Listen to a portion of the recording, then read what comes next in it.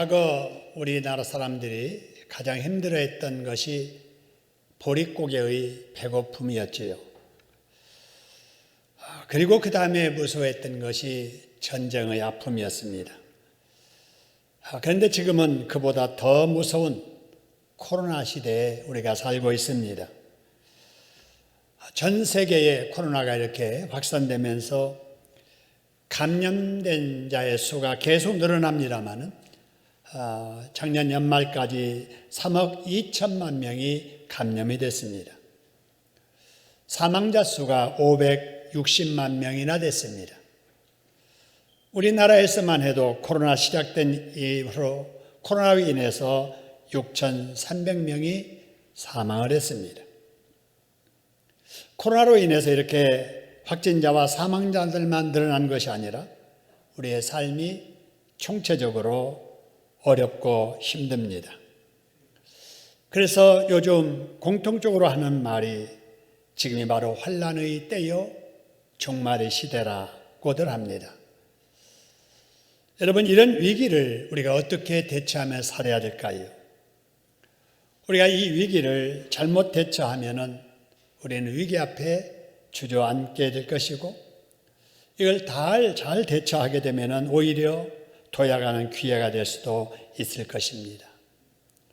그래서 우리 하나님께서 사랑하시는 하나님의 백성들에게 오늘 본문의 말씀을 통해서 권면하시기를 1절에 이런 권면을 하십니다. 그러므로 시대가 어렵고 위기 상황이므로 내가 한 가지 권하겠는데 어렵고 힘들수록 너희 몸을 하나님께 제물로 드려라. 바로 이것이 너희가 드릴 영적 뭐라고요? 예배라는 것입니다. 여러분, 힘들고 어려울수록 우리가 지킬 것 지키면서 해야 할 이 예배에 더 힘쓰는 우리들이 되어야 될 줄로 믿습니다. 자, 그러면은 예배가 과연 무엇인가? 여러분 다 아시는 것 같지만은 예배가 무엇인가를 성경적으로 정리하기 위해서 출애굽기 25장의 말씀을 잠깐 한번 보시지요. 하나님께서 그 당시 말씀 전하는 사자 모세에게 명하시기를 내가 너에게 증거판을 줄 테니 궤를 하나 만들어서 그 속에 넣어라. 그리고 그 궤 위에다가 여러분 보시는 이 그림처럼 순금으로 속죄소를 만들고 그 속죄소 위에다가 금으로 날개 달린 천사의 모양 한 그룹을 둘 양쪽에 이렇게 마주하게 만들어라. 그러면 그 다음에 거기서 내가 너와 만나고 바로 백성들에게 전할 말을 거기서 네게 이르리라 이렇게 말씀을 하시지요. 따라서 모세는 하나님의 명령을 따라 이것들을 다 만듭니다. 만들어서 이것을 보관하는 장소를 만드는데 이거를 사람들은 성소라고 하고 나중에는 이곳을 사람들은 성전이라 이렇게 말합니다. 그리고 이곳이 바로 이 신약의 시대에는 뭐라고 말을 해요? 교회라고 합니다. 이렇게 하나님께서 정하신 바로 그곳에서 사람들이 모여서 하나님과 교제하는 그것을 구약에서는 제사라고 하고 신약의 시대에는 뭐라고 해요? 예배라고 하는 겁니다. 여러분, 이처럼 예배란 무엇인가? 아까 그랬잖아요. 내가 거기서 너를 만나리라. 예배는 하나님과 만나는 것입니다. 할렐루야. 그러므로 사람이 하나님을 만나려면 어떻게 해야 되느냐? 예배에 참석해야 됩니다. 시장 가서, 여러분 커피점에 가서, 카바레에 가서 하나님을 만날 수가 없습니다. 여러분, 하나님을 만나기 위해서 우리는 예배에 참석해야 됩니다. 할렐루야. 예배는 하나님을 만나는 것이다. 그 다음에 예배는 뭐냐? 여러분, 하나님께 받았으니 우리가 하나님 앞에 드리는 것이다 라는 거지요. 여러분, 우리는 하나님께 많은 것을 받아 살잖아요. 받아 살면은 받은 반응을 하나님께 보여드리는 거지 않아요? 그래서 하나님 앞에 건강 주셔서 감사합니다. 몸을 하나님께 드립니다. 이게 예배예요. 하나님 우리에게 은혜와 복을 베풀어 주셔서 감사합니다. 그래서 감사의 노래를 부르는 거, 이것이 찬양입니다. 하나님 감사합니다. 하나님 앞에 귀한 거 나도 아버지께 드립니다. 그것이 헌금이고, 하나님 이렇게 해주셨으면 좋겠습니다. 바라는 소원을 믿음에 담아 올려드리는 것이 기도입니다. 할렐루야. 여러분, 그러므로 사람이 하나님 앞에 많은 것을 받았으면 하나님 앞에 나아가서 하나님 앞에 드릴 줄 알아야 됩니다. 할렐루야. 그러면 우리 하나님께서 뭐 하시느냐? 또 주시는 거예요. 은혜를 내려주시고 복을 내려주십니다. 할렐루야. 그래서 예배는 무엇인가? 사람이 하나님 앞에 나아가서 하나님을 만나서 하나님 베푸신 은혜에 감사합니다. 찬양을 올려드리고 기도를 올려드리고 감사를 올려드리고 몸 바쳐서 이렇게 하나님 앞에 드리는 것, 이것이 예배고, 드릴 때 하나님께서는 또 내려주십니다. 은혜를 내려주시고 응답을 내려주시고 복을 내려주시고, 할렐루야. 그걸 받는 사람이 또 하나님 앞에 드리는 것. 그래서 드리고 받고 올라가고 내려오고, 이게 여러분 예배입니다. 이것이 하나님과 소통하는 것입니다. 여러분, 이런 하나님과 소통이 이루어질 때 내 속에 은혜와 복이 임하는 줄로 믿으시기를 소원합니다. 그래서 여러분, 새해가 돼서 우리가 다짐하기를, with Jesus, 주님과 동행하는 삶 속에 가장 중요한 것이 공예배 한 번 더 출석하기입니다. 할렐루야. 하나님께서는 우리에게 복을 주시려고, 은혜를 주시려고 예배 시간마다 그것을 준비해 놓고 기다리십니다. 기다리는 그 자리를 기억해서 받고 싶어서 찾아오는 것이, 사람들이 모여서 이렇게 하나님께 찬양하고 감사드리고 기도하고 말씀 듣는 것이 여러분 예배입니다. 할렐루야. 여러분, 금년에 공예배 한 번이라도 더 출석하려고 최선을 다하시는 저와 여러분 되기를 주님의 이름으로 축원합니다. 그러면 여러분, 예배를 통해서 하나님을 만나고 하나님에게 드릴 것 드리고 말씀을 들을 때 어떤 일이 일어나는가? 첫 번째로 구원의 역사가 일어납니다. 할렐루야. 자, 어떤 역사가 일어난다고요? 구원의 역사가 일어납니다. 여러분, 여기 그림에 나오는, 여러분 나무에 올라간 이 사람, 여러분이 잘 아는 삭개오입니다. 키가 작은 사람이었지요. 직업은 세리장이었습니다. 세리장이었기 때문에 세금을 부과하고 또 우회로 상납하면서 남는 고물 모아가지고 부하게 살았던 부자였습니다.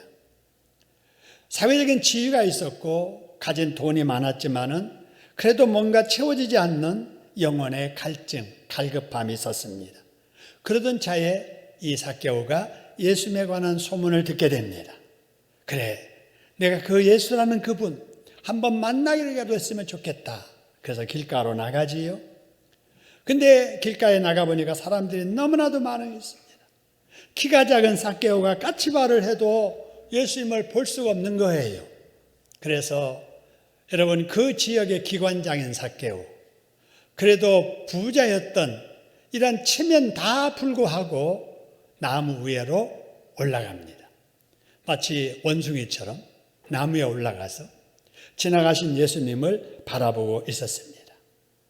여러분, 이때 예수님께서 예수님을 만나고 싶은, 보고 싶은 그 열정을 보시고 그 앞에 서십니다. 그리고 이름을 부르죠. 삭개오야, 나무에서 내려오너라. 내가 오늘 너의 집에 방문해야 되겠다, 신방해야 되겠다라고 말씀을 하시지요.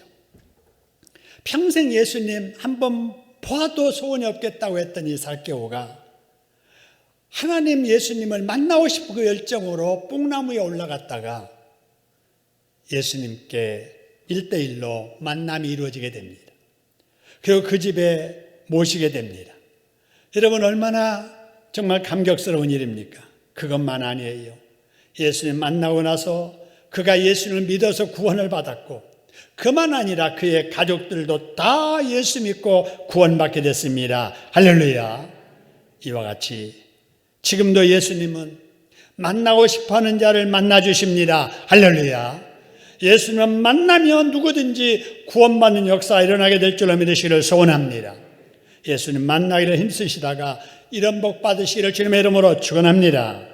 그런데 예수님 만나서 구원받은 사람이 또 있는데요. 여러분, 누가복음 23장에 나오는 이 사람입니다. 예수님이 십자가에 처형되는 그 순간에 좌우에 역시 사형당하는 두 사람이 있었습니다. 여러분, 이 사람들은 법정에서 판단하기를 이 사회에서 살 자격이 없는 사람들이다. 영원히 사회와 격리시켜야 된다. 그래서 생명을 끊는 사형 집행이 이루어지는 중입니다. 여러분, 그런데 이런 흉악한 사람이 사형 집행이 이루어지는 중에 가운데 계시는 예수님을 보게 됩니다.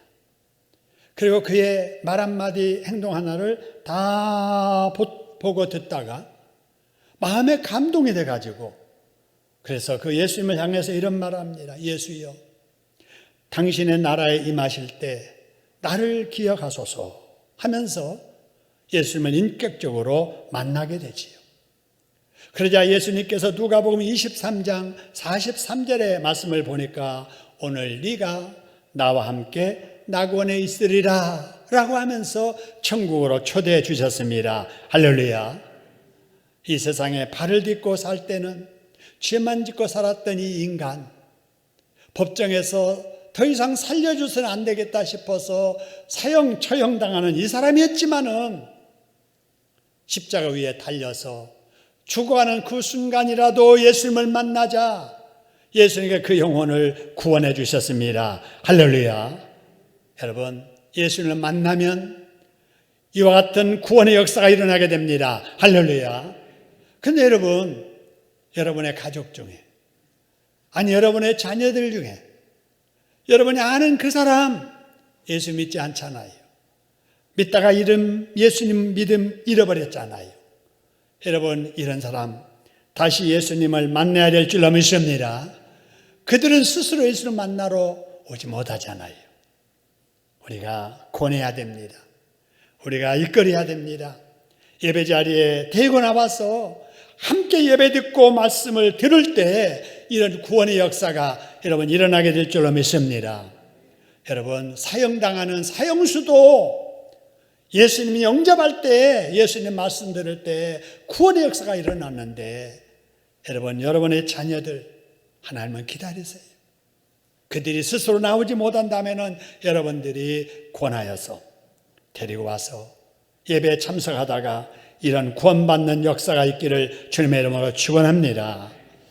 여러분, 그런데요, 예수님 말씀 듣다가 구원받은 사람이 또 있습니다. 요한복음 4장 5절의 말씀인데요, 수가성의 여인입니다. 이 여인은 남편을 5씩이나 바꾸며 살던 참 한이 많고 사연 많은 여인이었습니다. 그런데 이 여인이 우물가에서 예수님을 만납니다. 우연하게 만났지요. 그 예수님을 만나서 말씀 듣더니 완전히 딴 사람으로 변화되어 버립니다. 구원을 받습니다. 생각이 바뀝니다. 삶이 바뀝니다.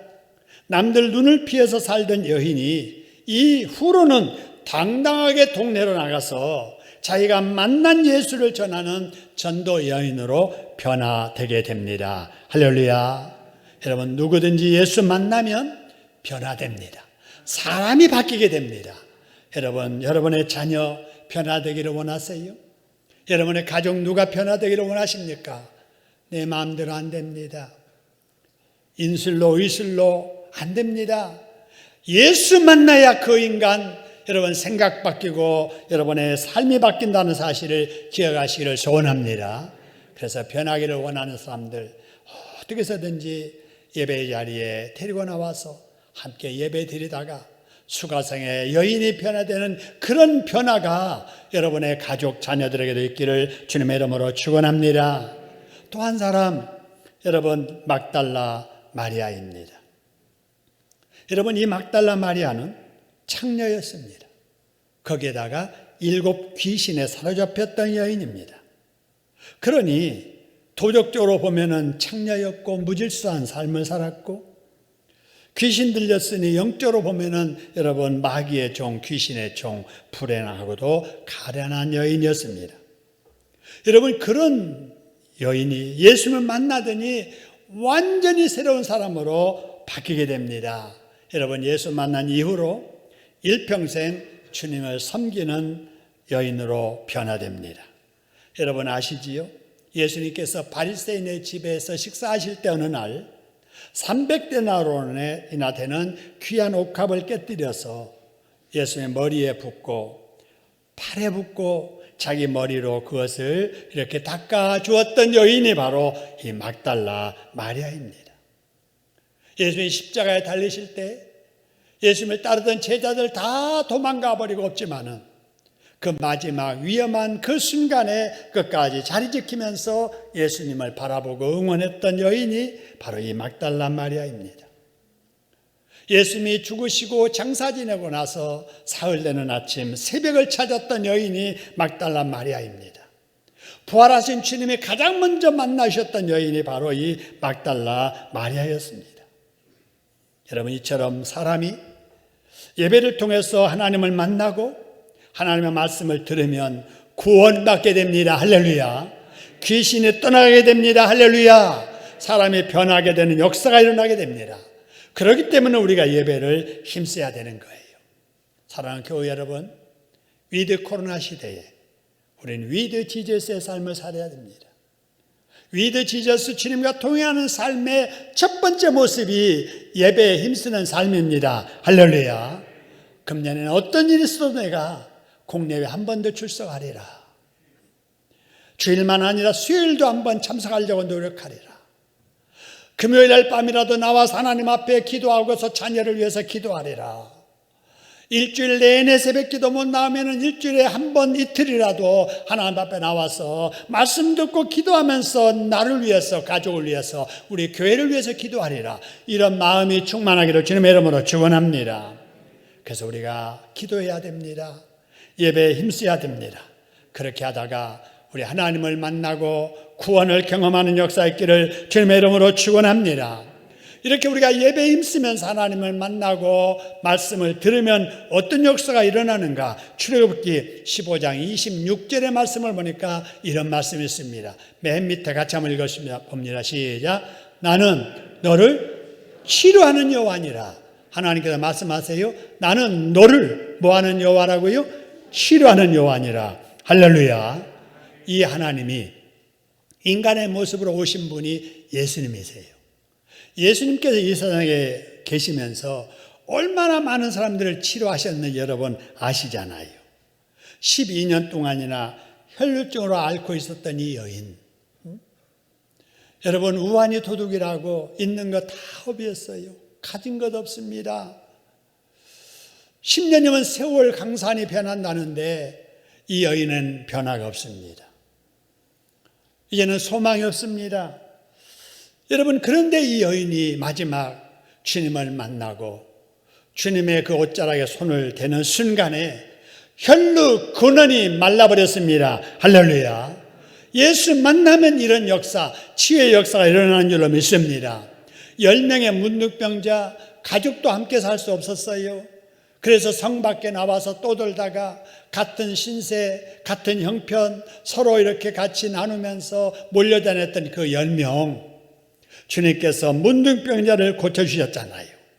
여러분, 거라사 지방의 군대 귀신 들린 자를 고쳐주셨고, 베데스다 연못가에 38년 된 중풍병자도 고쳐주셨습니다. 할렐루야. 그 주님이 여러분 이 자리에 함께 하신 줄로 믿으시기를 소원합니다.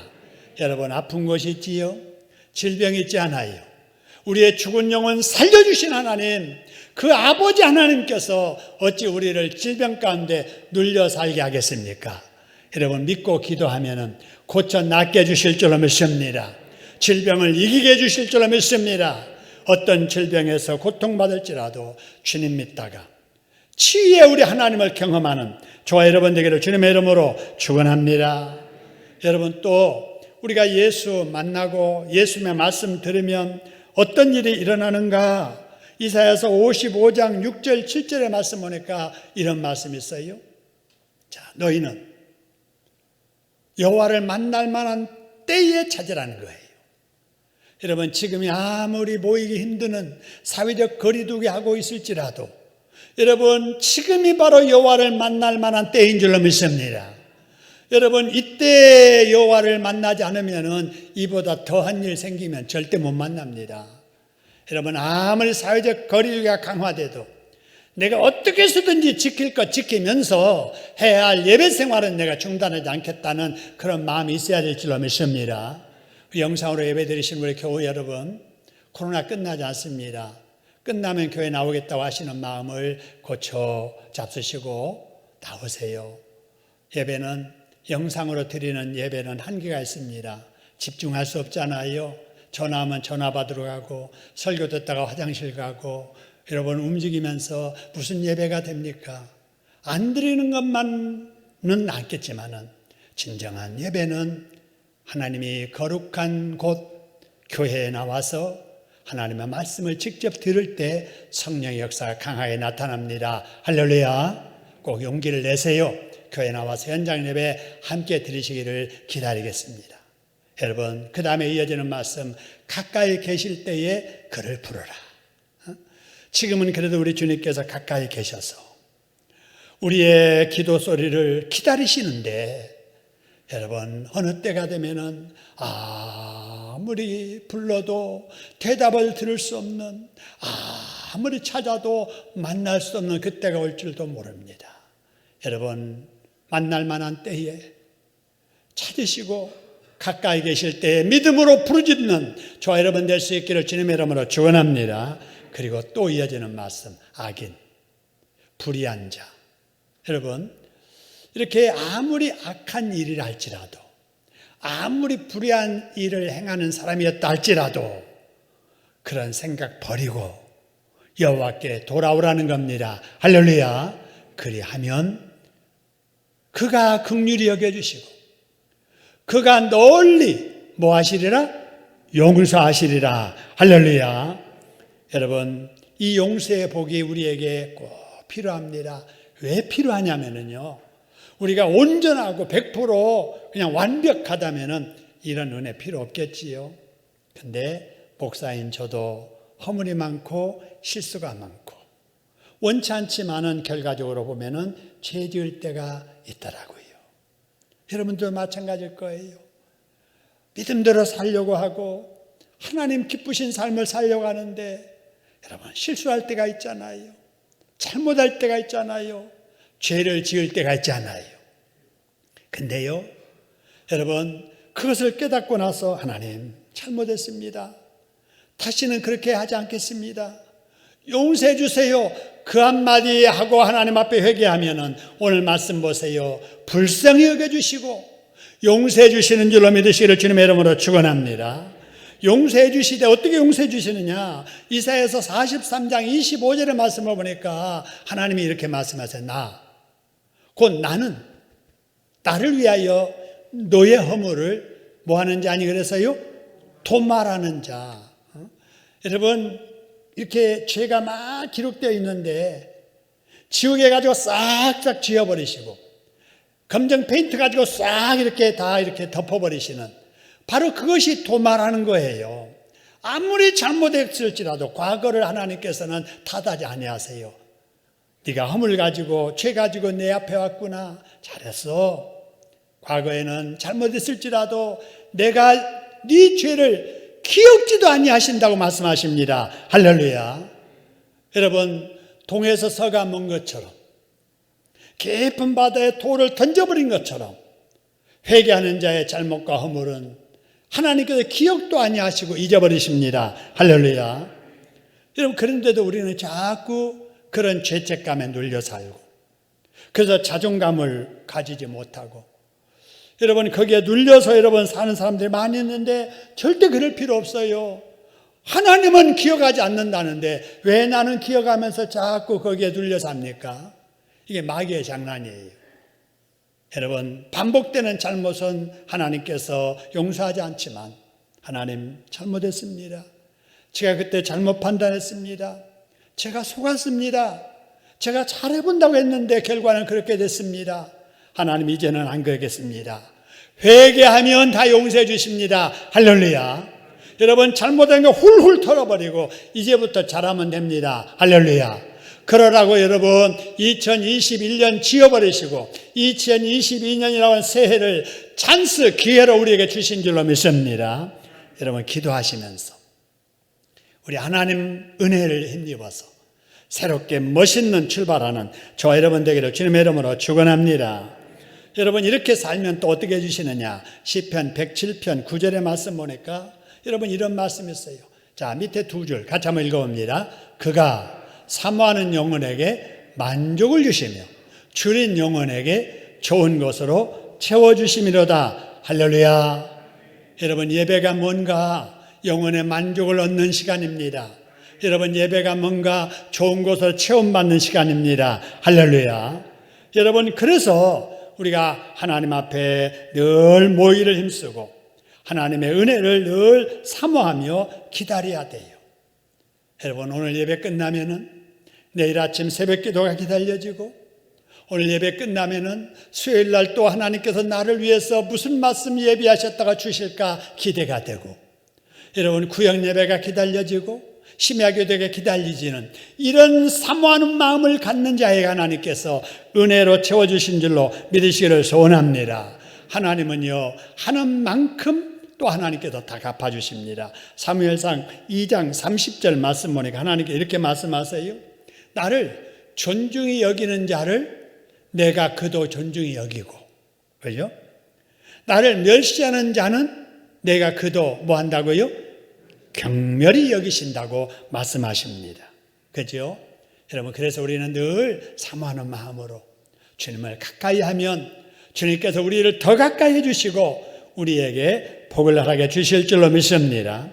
그래서 우리 하나님께서는 자꾸 모여라, 내게 오라 라고 말씀하시는데 많은 사람들이 예배를 소홀히 여깁니다. 이런 분위기를 예수님께서 마태복음 22장에서 혼인잔치에 비유해서 이렇게 말씀하세요. 어떤 왕이 혼인잔치를 준비해 놓고 종들을 시켜서 많은 사람들을 오라고 초청했지만 사람들이 관심을 보이지 않았다. 그래서 왕의 혼인잔치 초청을 거절하고 사양했다. 이런 말씀을 하십니다. 여러분, 이렇듯 많은 사람들이 오늘날 하나님께서는 처처에 교회를 세우시고 하나님의 사자들을 세우셔서 예배의 자리로 초청을 하지만 안 오려고 합니다. 바빠서 못 오겠다는 거예요. 코로나 때문에 못 나가겠다는 거예요. 세상 바쁜 일 때문에 관심이 없다는 겁니다. 여러분, 이런 사람들이 얼마나 많습니까? 하나님은 간절하게 기다리시는데 오라고 초청하시는데 나 바빠서 못 가요. 밭 계약하러 가야 돼요. 소 샀는데 훈련시키러 가야 돼요. 여러분, 여러 가지 이유를 대면서 예배를 거절합니다. 지금 이 시대가 어느 시대인데 아모스서 8장 11절 13절의 말씀을 보니까 지금이 영적인 기근의 때라는 거예요. 사람들이 세상 재미에 빠져서 영적 기근을 느끼지 못한다는 것입니다. 사람은 영적 존재이기 때문에 하나님의 은혜를 받아야 살 수 있는데도 아니라는 거예요. 돈이 제일이라는 거예요. 만모니즘, 황금 만능주의, 돈만 있으면 행복하게 살 수 있다는 거예요. 과학이 제일이라는 거예요.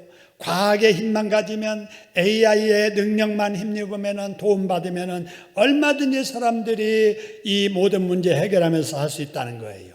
하나님 없이 행복하게 살 수 있다는 겁니다. 여러분, 지금까지 사람들이 그리 왔잖아요. 그러다가 우리 인류가 코로나라고 하는 재앙을 만난 것입니다. 그래서 전 세계가 이렇게 고통받고 있는 겁니다. 그런데도 불구하고 사람들이 아직도 이를 깨닫지 못하는 거예요. 여러분, 코로나와 같은 팬데믹 상황에 이러한 고난을 당하면서도, 이 재앙을 당하면서도 우리 교만한 것을 깨닫지 못한다면 어떻게 될 것인가? 여러분, 더 센 놈이 올 겁니다. 더 센 놈이 올 거예요. 델파보다도 더 센 놈, 오미크론보다도 더 센 놈. 여러분, 우리도 이제 들어보지 못했던 프랑켄슈타인이라고 하는, 여러분, 이런 슈퍼 바이러스가 또 출현한다는 사실입니다. 여러분, 이것이 계속되면 영원히 돌이킬 수 없는 재앙의 환경을 또 만나게 될 것입니다. 그런데요, 불신자들은 시대를 분별할 능력이 없습니다. 하나님이 무슨 말씀하시는지 관심도 없습니다. 불신자들은 진리를 모르기 때문에 그럴지라도, 예수 믿는 우리 성도들만이라도 이 시대가 우리의 교만을 책망하시는 하나님의 재난으로 알고 하나님 앞에 엎드려야 될 줄로 믿으시기를 소원합니다. 하나님 앞에 엎드려서 회개해야 된다 그 말입니다. 하나님 앞에 모이를 힘쓰면서 하나님의 말씀을 듣고 하나님의 인도함을 받아서 살아야 됩니다. 할렐루야. 공예배 한 번 더 출석함으로 하나님을 가까이 하는 것이 내가 사는 길이요, 우리 가정이 사는 길이요, 우리 교회가 사는 길인 줄로 믿으시기를 소원합니다. 주님은 이런 자를 찾으십니다. 소돔과 고모라 성을 심판하실 때에도 의인 10명만 그 성에 있어도 내가 의인 10명을 인하여 그 죄악이 가득한 소돔 고모라 성 멸하지 않겠다고 말씀하셨던 주님, 이 코로나 상황에서도 하나님 앞에 엎드리는 자를 찾으시고 하나님 앞에 회개하고 기도하는 자를 찾으시고 공예배에 참여해서 하나님의 말씀 사모하는 자를 찾으십니다. 할렐루야. 그 찾으시는 하나님 앞에 기다리는 그 자리에 한 번이라도 더 출석하려고 노력하시는, 최선을 다하는 여러분 될 수 있기를 소원합니다. 여러분, 그러면은 어떻게 하여야 우리가 하나님께서 기뻐하시는 예배를 잘 드릴 수가 있을까요? 요한복음 4장 23절의 말씀을 보니까 이런 말씀이 있습니다. 우리 밑에 두 줄 같이 한번 읽어볼까요? 하나님은 영이시니 예배하는 자는 영과 진리로 예배를 드려야 한다. 할렐루야. 여러분, 그렇습니다. 우리는 영적인 존재예요.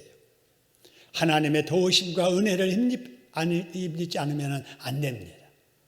그래서 예배를 드리되, 여기 말씀 보니까 하나님은 영이시기 때문에 영으로 드려야 된다는 겁니다. 할렐루야. 이 영이 뭐냐? 성령입니다. 성령의 인도함을 받는 예배를 드려야 됩니다. 할렐루야. 인간적인 생각을 가지고 세상적인 방식대로가 아니라 성령의 인도함을 받는 예배. 그 다음에 뭐로 예배를 드려야 된다고요? 진리로. 진리가 뭡니까? 하나님의 말씀이에요. 성경 말씀입니다. 여러분, 진정한 예배는 성령의 인도함을 받아 하나님의 말씀으로 드리는 예배가 진정한 예배입니다. 할렐루야. 여러분, 아무 예배라고 여러분 예배가 아닌 것을 꼭 기억하시길 바랍니다. 여러분, 요즘에 핸드폰에서 유튜브에 여러분 어떤 예배 설교 많이 있습니다. 아무 설교나 여러분 들으시면은 큰일 납니다. 왜냐하면은 그러한 유튜브 설교 중에는 이단들이 전하는 설교도 많기 때문에 그렇습니다. 또 이단이 전하는 설교가 아닐지라도 설교 아닌 설교들도 있기 때문에 그렇습니다. 여러분, 설교는 오늘 여기 말씀대로 성령 안에서 신구약 성경의 말씀을 말씀대로 선포하는 예배라야 됩니다. 할렐루야. 근데 여러분, 이렇게 설교를 들어보면 이게 간증인지,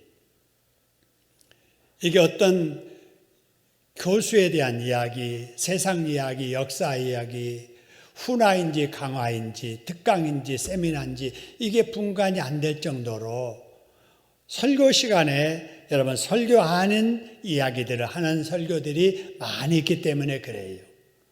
여러분, 우리 교회 설교는 영과 진리로 예배드리려고 최선을 다하는 교회입니다. 할렐루야.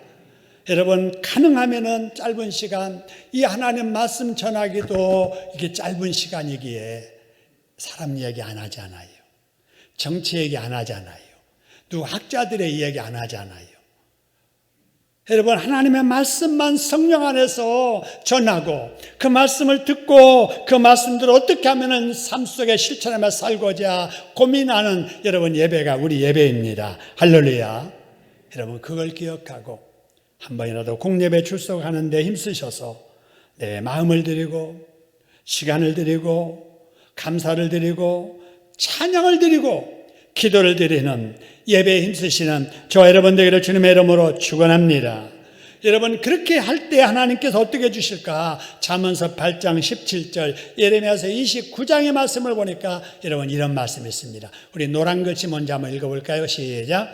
나를 사랑하는 자들이 나의 사랑을 입으며 나를 간절히 찾는 자가 나를 만날 것이니라. 할렐루야. 여러분, 우리는 하나님의 사랑을 입어야 되잖아요. 하나님의 사랑을 입어야 되는데 하나님은 누구를 사랑해 주시느냐? 보세요.